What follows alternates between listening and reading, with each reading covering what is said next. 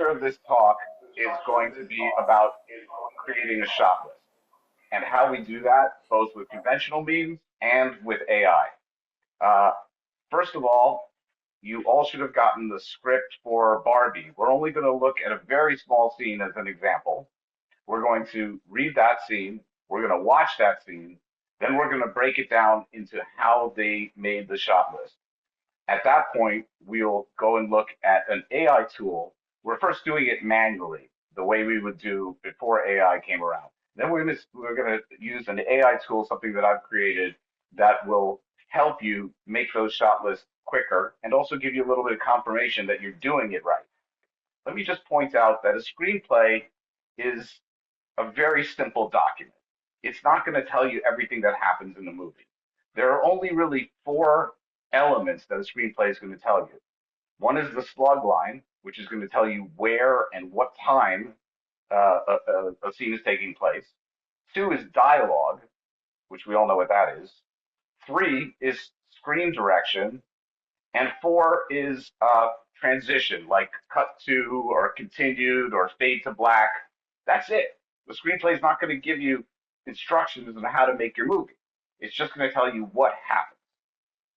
So, so in this scene, there's only a little bit of information that gives us visual directions. If you look at the first part of it, we see that she enters the room, shuts the door. That's visual information. Uh, how the mom is dressed, the kitchen resembling the 50s, all of that is nice visual information. Then the next section of screen direction, we see the woman hands the cup. Margot brings the cup to her lips, etc. Little dribbles down her chin. All of this is stuff that the writer is trying to convey to the director.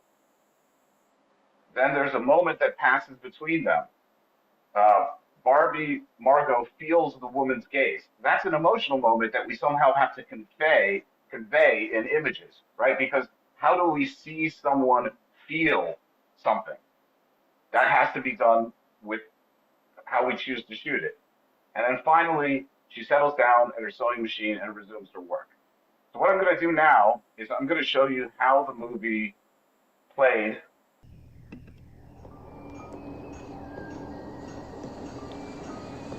Don't worry, you're safe here. What is this place?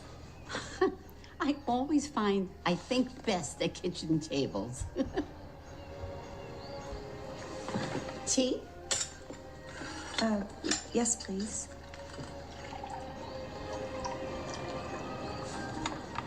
So a woman does work here. Oh, sweetie, we do more than work here.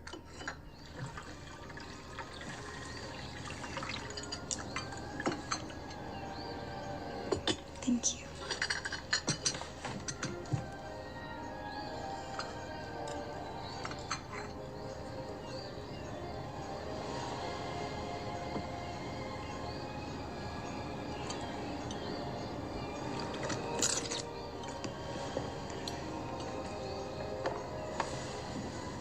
What? It's because I don't know how to drink tea. No, you look different. Oh, well, that's not how I normally look. I usually look perfect. Oh, I don't know. I think you're just right.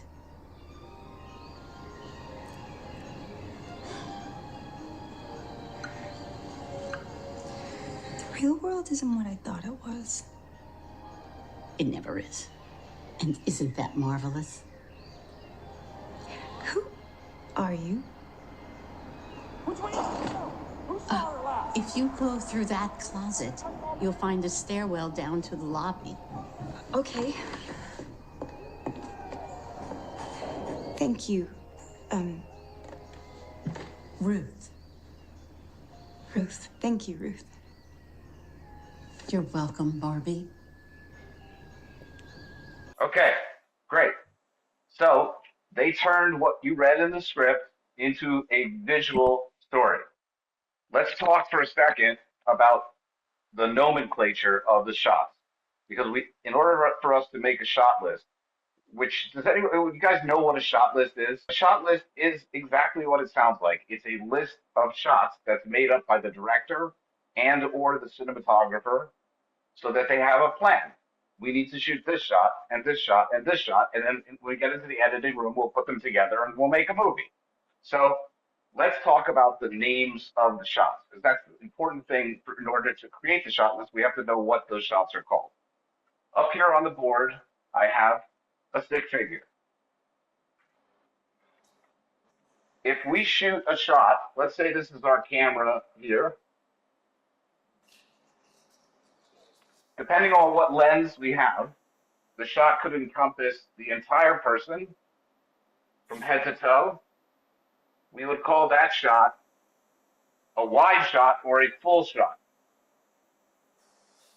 Now, if we tighten the lens a little bit and we cut the person off somewhere around the shoulders, like that, we call that a medium shot. If we go closer than that, we would call that a close-up. So those are, if a single person is in the frame.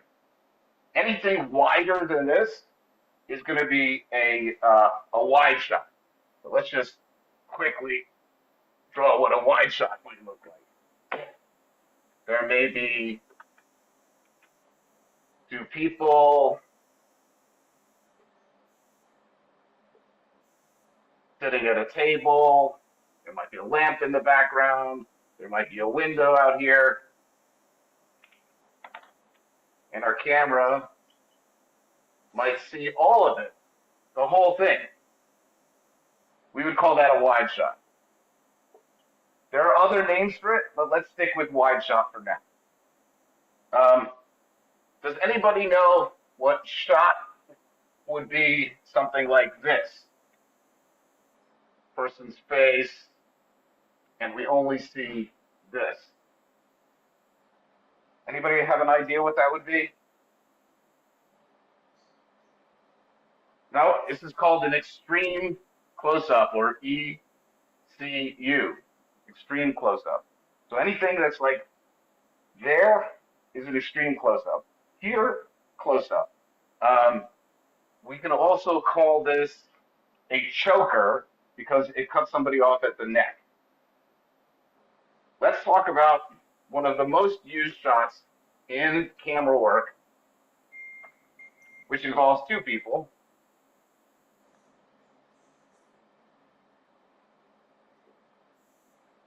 And that shot that looks kind of like this is called an OTS, over the shoulder. So we're seeing the back of somebody's head, and usually they're not in focus, and somebody else's head who is in focus. This is probably the most important shot in cinematography. And in that scene we looked at, there were a number of OTS shots. Some other shots. Let's say you want to do in Barbie, in that scene, there was a shot of a coffee cup, just a coffee cup, no person. We call that an insert or a cutaway. Now, the real wonderful thing about an insert or a cutaway is that it doesn't have to be in sync with the rest of the dialogue. You can shoot that shot and cut to it anywhere in the scene, and it'll make sense. So, now that we've seen the scene, let's try to make up a shot list from the scene that we just looked at. All right, I'm gonna skim through it on my end. You guys can skim through it again if you want, but the first shot that we see is a wide shot. We have the back of Barbie, and we have the 1950s woman, and it's kind of like this. Here's Barbie. Here's a table. The woman is sitting here at the table, and we see the whole room. We see everything that's going on. I would call that a wide shot or a full shot. Anything head to toe is a full shot. There's one more shot I'm going to add too. After that, we see Barbie from about the waist up. That's a special type of medium shot called a cowboy shot. So if we have a person here and we see them from like the waist up to their head, we call that a cowboy shot. Anybody have any guess why we use that term, cowboy? You can see their guns. Yeah. Right, because if you went closer than that, if you went like mid-chest, you wouldn't be able to see their guns. So the cowboy shot is used all the time because it also is close enough that you can still see the expression on people's faces. Let me go back to the video for a second. Okay, so next shot we have is a cowboy shot. She walks forward a little bit, and now we have something that I would call a medium shot also of the 1950s woman. She's seated. And then Barbie's shoulder comes into that shot, and it becomes an over the shoulder when she sits down. And the next two shots, if I'm not mistaken, are over the shoulders. Two shots that are over the shoulder. She pours the tea. They could have put an insert of the tea there, and I guarantee you when they shot this scene, they shot a shot of the tea. They just didn't use it in the cut. Oh, yeah, there is a shot of the tea. I'm sorry. There is a shot. There's the insert of the tea being handed from one character to another.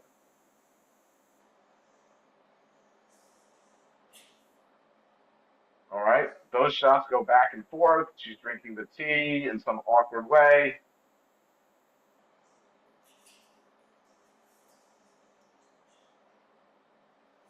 All right, over the shoulder, over the shoulder. We'll talk for a second also when we get to the end of this about the director's line and how we orient these over the shoulders, because you can't just shoot them from anywhere. You have to actually have a plan that makes sense, that'll be visually explanatory to the audience. Unfortunately, I wish I could be sharing this with you. I'm watching it myself. So over the shoulder, and then we go back to the wide shot, which can also be referred to as a two shot here because there's two people. We see them. I'm sort of going to draw it here so you know. We see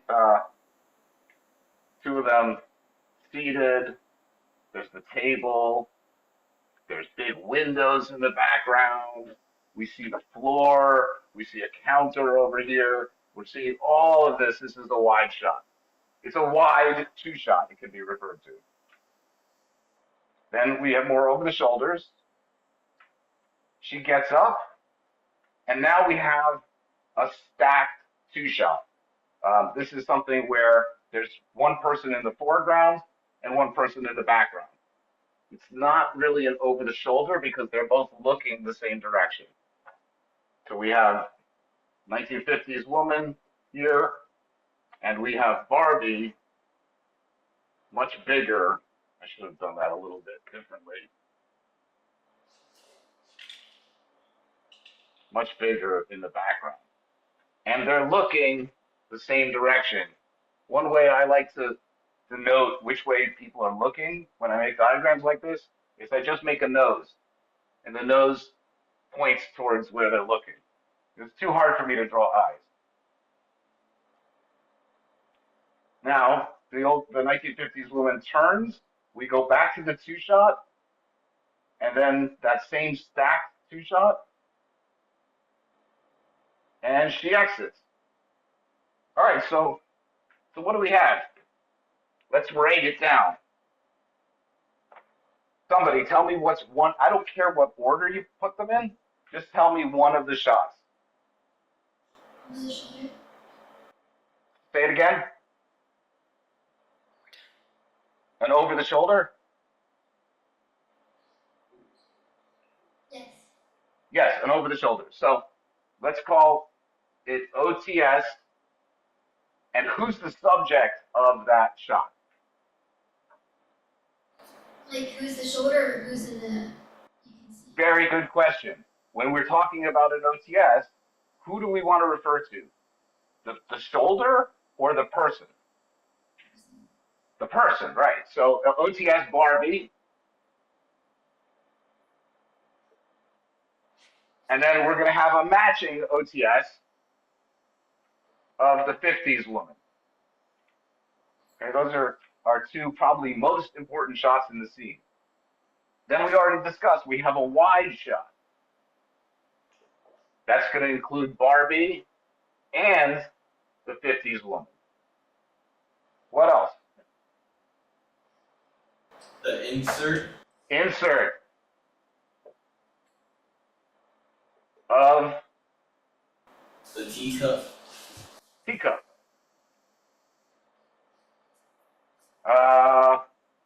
There's one more shot that's kind of a specialized shot that's in there that we already talked about last, and that's that stacked, we'll call it a stacked two shot. You could just call it a two shot. It's two people in the frame. Anytime there's two people in the frame, it's technically a two shot. Even the wide shot has two people in the frame, so that's technically a two shot also. So you can mix and match these terms to make them make sense for you. We have one more shot that we missed.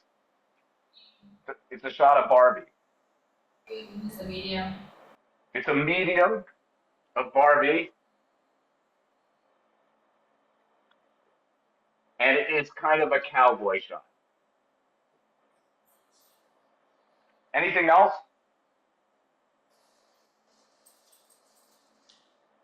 No, that's it. That's the whole scene. 1, 2, 3, 4, 5, 6 shots. 6 shots took 2 minutes of screen time. It probably took them half a day to shoot that, to light it, to prepare costumes, makeup, wardrobe. I would say it's probably a good bet that it took half a day to shoot that scene.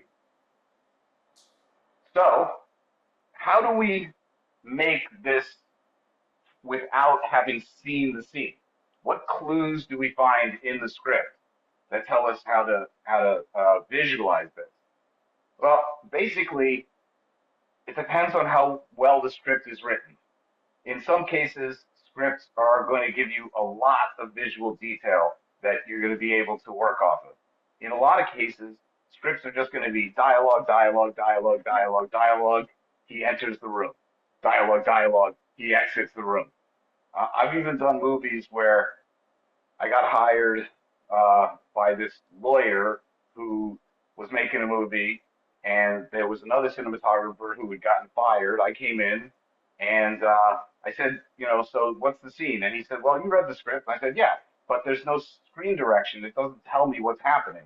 And he goes, well, they come in, they say the dialogue, and they leave.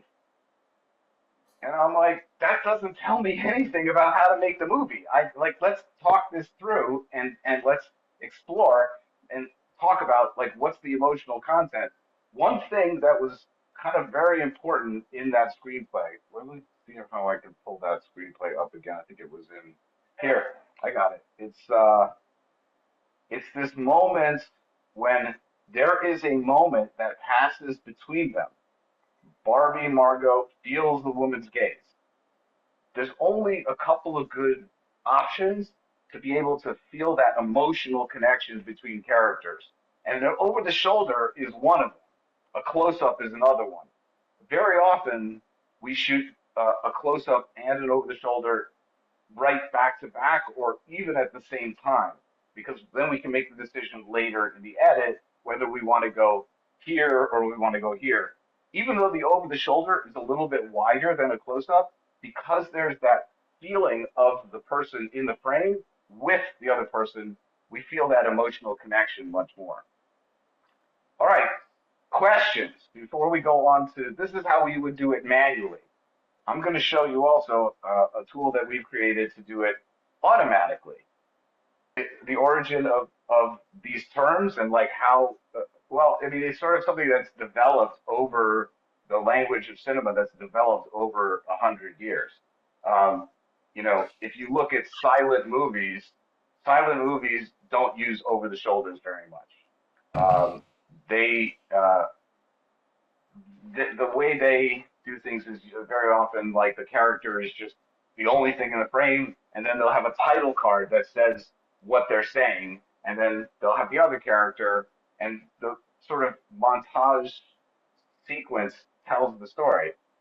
Now in modern cinema, we have a lot of different tools. Another cool thing that we can do, for example, is we can use the dolly. In the case of the Barbie movie, they use the dolly to push in a little bit on the scene as Barbie is entering the scene. The camera's kind of pushing in with her, and it gives us the feeling that she's discovering this space for the first time. Um, the language of cinema is something that's been, evolving for 100 years, and it continues to evolve. Um, what does it mean when you have a shot that like starts behind someone's head and comes around to the front? How, you have to describe that shot to the director and the cinematographer and to your crew so you can figure out how to accomplish it. So what I'm trying to get across is just the necessity of preparing for your shoot with this kind of information. Now, I'm not saying it's locked in stone. When you get to the set, your actors may say, you know what, it feels really weird for me to be this close to them, and you have planned it over the shoulder. But they say, you know what, I'd rather be standing over by the window. And if the person's standing over the window and the other person's in the kitchen, maybe it doesn't make sense to shoot it over the shoulder. Maybe what you need to do is do a medium shot and a close up or two medium shots.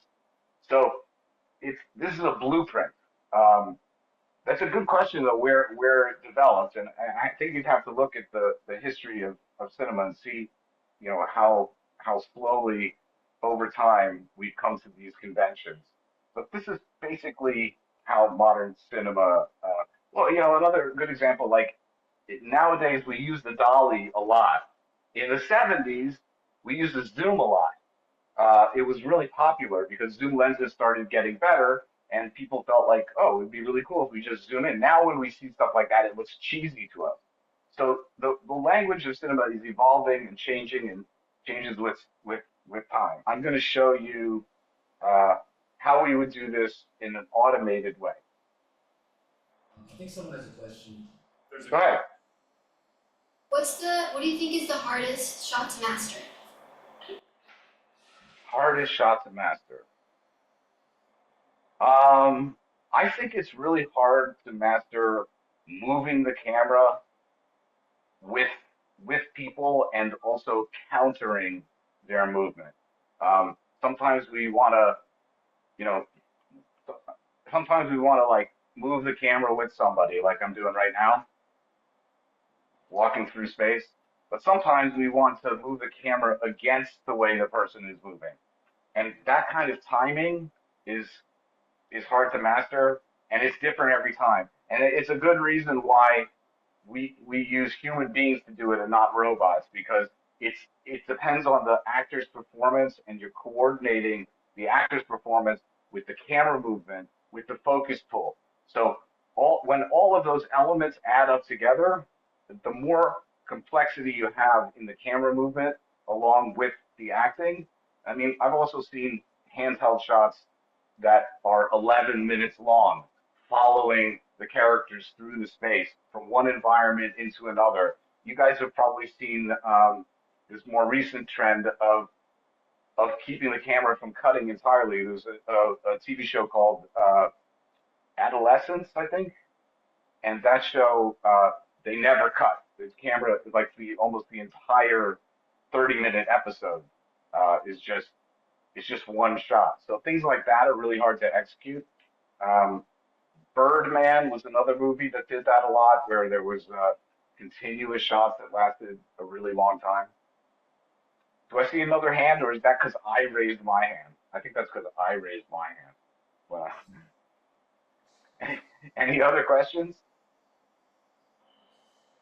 We can spend a little time with more questions after I've shown you this demo of how we do this automatically. So one of my problems, and one of the reasons I developed this, is I never have enough time to spend with the director and making the shot list, and I hate typing. As you can tell, my handwriting is really bad. Um, and I hate typing. So I developed this tool along with my wife and team called ShotKraft. I'm going to share my screen again.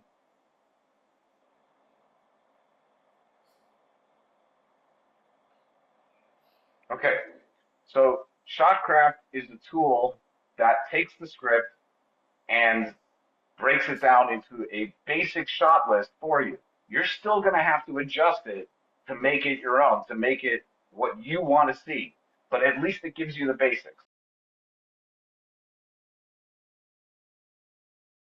Okay, here we go. Barbie. Didn't take too long. Barbie short. Again, we're making sure this is the right scene. It starts with a scene that we're not interested in. Actually, two scenes that we're not interested in. And then it goes to this scene that starts with Interior Magic Room from the 1950s, Eternity. So right now, our software is processing the script so that it knows where the scenes begin and end, and it's sort of breaking it down into beats that it's going to send to a large language model, and that large language model is going to tell it what shots it thinks we should use. We're skipping that. We're going to generate scene. This tells us also it's 1 7/8 of a page. This is something you'll probably learn down the road. Is we always count scene length in eighths of a page. There's some good reasons behind that, but I don't think we have time to get into that now. All right, so let's see what this. Keep in mind, I didn't prompt this at all. Like, this is what the AI came up with without, it has basic knowledge from me and from in general, but it didn't listen to what we just did. So it came up with 12 shots, more than we came up with. We came up with 2, 4, 5, 6. So it came up with an establishing shot of the 1950s woman, showing a wide view of the room resembling a 1950s kitchen. You guys can read what else it said there. Then a wide shot of Barbie and Margot. Well, it turns out that this establishing shot and the wide shot are kind of the same shot. So what we could do is just call this establishing shot and put a note here. This is how we expand our shots so we can make more notes. We could just call this wide as well. All right. So then maybe we don't need this additional wide shot. Actually, no, we do, because here it doesn't say Barbie. So we're going to add Barbie as a subject. So we have two subjects in the establishing shot, 1950s woman and Barbie. Our next shot, wide, as we discussed, we don't need that because it's repetitive. We'll delete it. The next shot it gives us is a cowboy shot of Barbie. That's something that was in there. We're going to leave that as is. Now it asks for a cowboy shot of the woman. So we could shoot that shot and then leave it on the editing room floor. But in the case for this example, let's delete it because it's not necessary. Oh, did my headphones die? I'm not hearing you anymore. Hold on. We're here. You're still there? Are you still there? Yeah, can you hear us? I think you're still there. Sorry about that. I thought they died. Okay, where were we?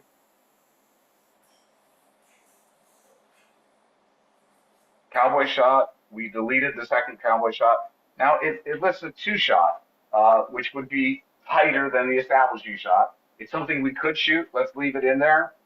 It didn't wind up making the cut of the film, but it's something they may have shot. It asked for a close-up of Barbie. It asked for a close-up of the 1950s woman, and it put an OTS of the 1950s woman and an OTS of Barbie. Then we have a medium shot of the 1950s woman. We didn't see that in the movie. We're going to delete it. A medium shot of Barbie, we'll delete that too. A full shot of Barbie, the only thing that it missed, and we can add it here, is a two shot. No, we have a two shot earlier, but we don't have a two shot towards the end. So we could just move that around.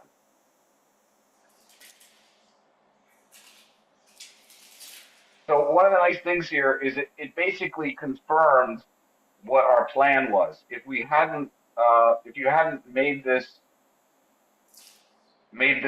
shot list with me, and you were on your own, you could use the software, and it'll give you a jump start.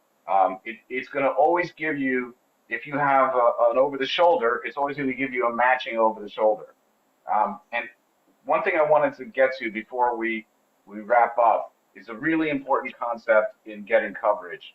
And in order for me to show you that, I'm going to have to draw an overhead diagram of that scene. Now, what I'm about to tell you could form a whole other class, but I want to give you the basics here of it. So let's say we're looking overhead at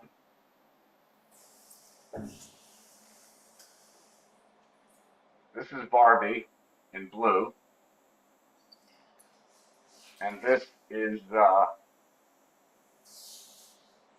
1950s woman. Again, the nose is just where they are, and the camera. You guys can see this? We don't see that. We just see the ShotKraft page. Oh, okay. Let me go back to stop sharing screen. Sorry. Okay, so from an overhead perspective, Barbie, and we have 1950s woman, and that's a table, and our camera is over here. I don't know if you guys have gotten into this in any other part of your studies, but our camera is seeing this, a wide shot, wide two shot. Now, there's something called the director's line, the 180-degree line. It's an imaginary line that goes between these two characters. All of the shots in the scene that you just saw take place on this side of the line. When we have an over the shoulder, it's going to be here.